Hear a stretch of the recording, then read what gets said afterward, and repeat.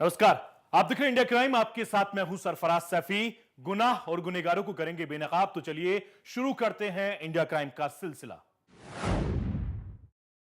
आइए हम आपको दिखाते हैं मध्य प्रदेश पुलिस का वो कारनामा जिसे देखकर और सुनकर आप दंग रह जाएंगे। जी हां, तस्वीरों के जरिए हमें दिखाने की कोशिश करते हैं कि मध्य प्रदेश पुलिस बड़े अपराधियों तक तो नहीं पहुंच पाती है, लेकिन छोटे अपराधियों को जमकर सड़क पर पीटती है। जरा आप भी देखिए शिवराज सरकार की पुलिस की गुंडागर्दी।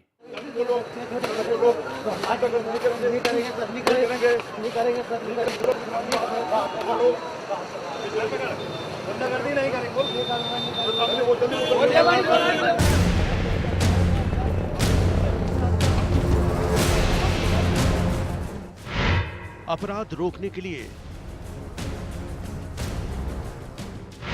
पुलिस की बेरहमी, सरेआम आरोपियों को पीटा, आरोपियों को पकड़कर सरेआम डंडे बरसाती, ये है इंदौर पुलिस। देखिए किस तरह पुलिस वाले इलाके के अपराधियों को पकड़कर खुद को सिंघम की तरह पेश करते हुए उनकी पिटाई कर रहे हैं। पुलिस का दावा है कि ये वो अपराधी हैं जिनकी शहर में दहशत थी और अब ये किसी तरह इनके हत्थे चढ़े हैं, जिसके बाद इन्हें दोबारा अपराध न करने की नसीहत देते हुए डंडों से पिटाई की जा रही है और अपराधी पुलिस से बख्श देने की गुहार लगा रहे हैं।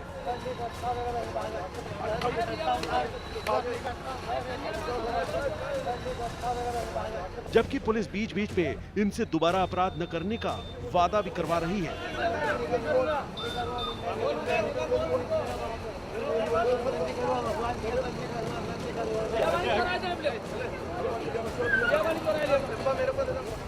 पुलिस अपराधियों को पीटते हुए उस इलाके में भी ले जा रही है जहां ये आतंक के पर्याय बने हुए थे।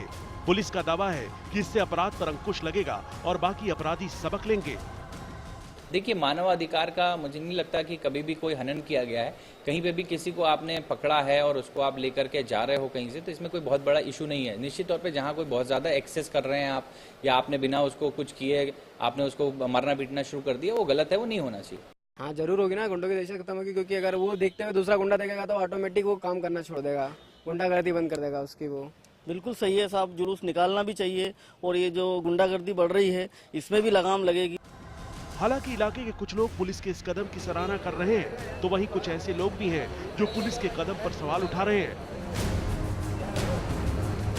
वो इसे मानव अधिकार से जोड़कर देख रहे हैं। वो सवाल कर रहे हैं कि आखिर कैसे पुलिस किसी को इस तरह से बेरहमी से पीट सकती है।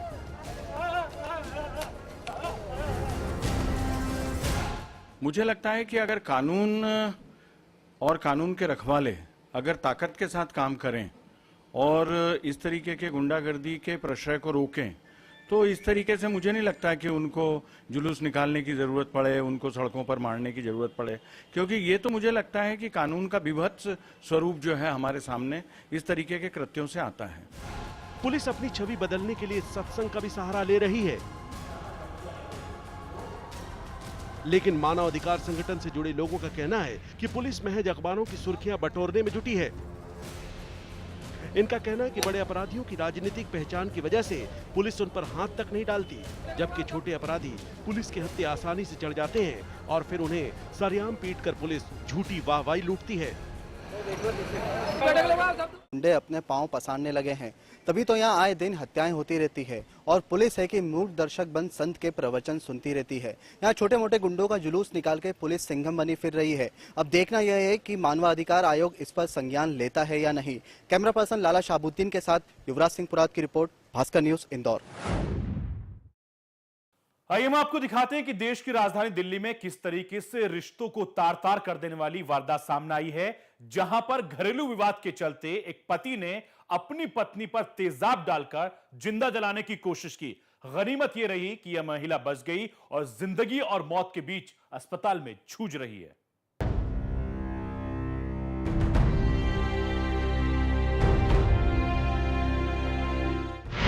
दिल्ली में एसिड अटैक, पति ने किया, पत्नी पर हमला। दिल्ली में बेरहमी की हद पार करती ऐसी वारदात हुई है जो पति और पत्नी के रिश्ते को शर्मसार करती है। जिस महिला को आप देख रहे हैं उसका नाम कुसुम शर्मा है और इसका ये हाल किसी और ने नहीं बल्कि इसके अपने पति ने किया है। कुसुम जब मंगोलपुरी रेलवे लाइन के पास से गुजर रही थी तभी इसके पति ने इसके ऊपर तेजाब उड़ेल दिया, जिससे ये बुरी तरह जल गई है। मुबारकपुर की रहने वाली कुसुम की शादी 15 साल पहले हुई थी। इसके 2 बच्चे भी हैं, लेकिन शादी के कुछ साल बाद इसकी पति से अनबन होने लगी, जिसकी वजह से इसका ये हाल कर दिया गया। एक लेडीज आई यहाँ से, मैं इधर देखने लगी तो मैं अपनी दुकान तरफ देख रही थी, इधर देखे तो वो अपने फोन से फोन कर रही थी, कह रही आंटी मुझे बचाओ बचाओ।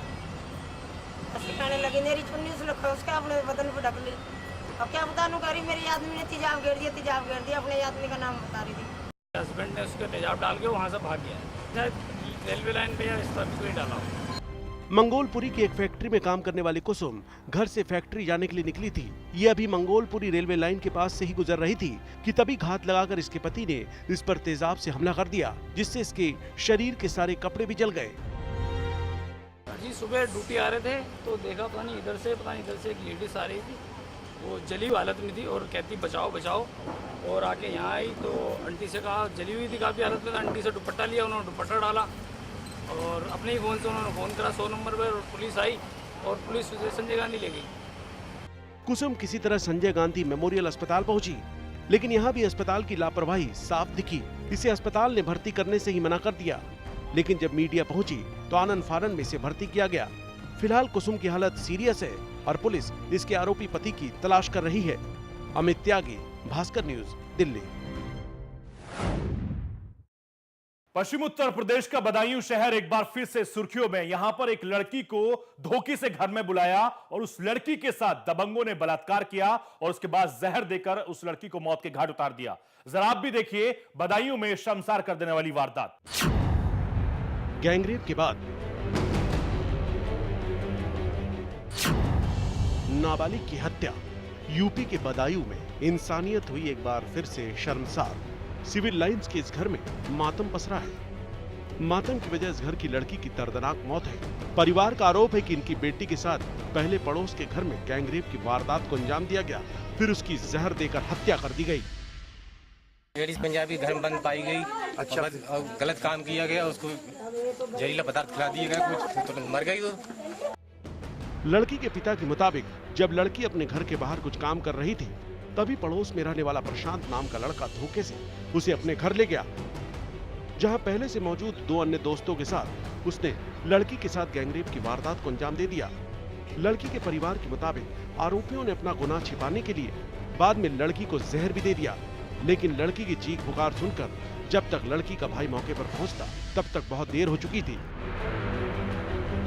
लड़की को डॉक्टर के पास भी ले जाया गया, लेकिन उसने तब तक दम तोड़ दिया था।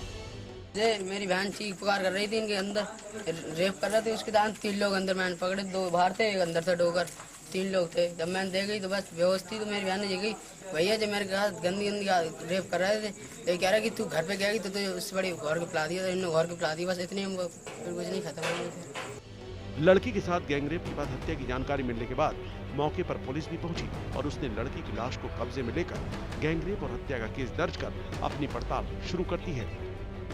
ये एक नाबालिग बच्ची है, उसके घर वाले अभी मृत अवस्था में घर पर है और उसका घर वालों की आरोप है कि पड़ोसी लोग हैं उनके घर में गई थी, उस समय तो उन्होंने कुछ जहर या कुछ ऐसी खिला दी जिससे उसकी हत्या हुई है।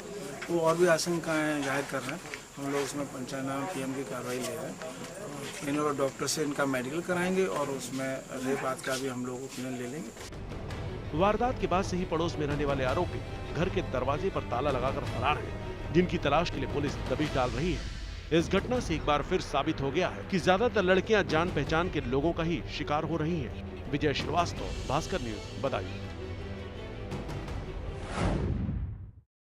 इंडिया क्राइम में रुकेंगे एक छोटे से ब्रेक के लिए, जल्द हाजिर होते हैं क्राइम की कुछ और बड़ी खबरों के साथ।